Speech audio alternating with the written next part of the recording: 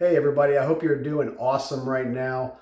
Wanted to come to you and talk a little bit about a scenario that I've had come up actually a couple times here recently. And that is buyers who are applying for a mortgage to get pre-approved prior to looking at houses that are self-employed. If you're considered a 1099 contract employee, if you're a straight commission, things are different for you, for us, when it comes to the mortgage application process. And in this video, I'm going to tell you how. I'm Aaron Edwards at Memphis Realty Pros, and I think it's a common misconception that when I'm going to apply for a mortgage, the same rules apply to everybody, and that's not necessarily the case. Yes, there are rules to keep it from being discriminatory and all that kind of stuff, but the process works differently, and the requirements to get approved for the loan are different if you are self-employed, contractor, commission. Okay, here's how. Let's say you work for FedEx. If you work a regular position at FedEx, you have a salary or you have an hourly wage that you make. When you go to apply for the mortgage, the lender is going to want paycheck stubs, they're going to want bank statements, and they're going to want your 2 most recent years' tax returns. All right, good to go.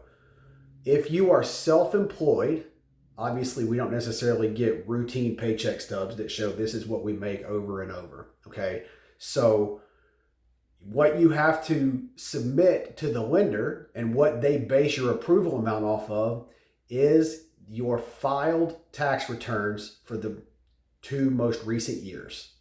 They take the income that you claimed on those returns, they average them, and that is what they take into account to figure out what your income is that plays into how much you're going to be approved to spend.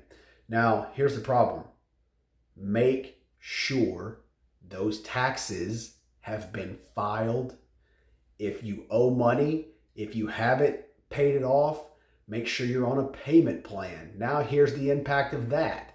If you are on a payment plan with the IRS, you're going to have made payments, and you're going to have to show proof, number 1, of the payment plan, number 2, of the payments being made.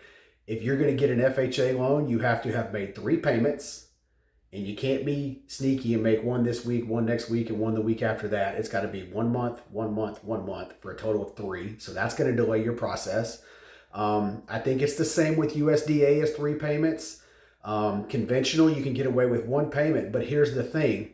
Now that you have something attached to your Social Security number that shows that you owe an outstanding balance, that's no different than if you owe the IRS 20 grand, that's no different than you having a credit card with a $20,000 balance on it. That is going to play against your debt to income ratio, and it's going to impact how much you are going to be approved to spend on your house.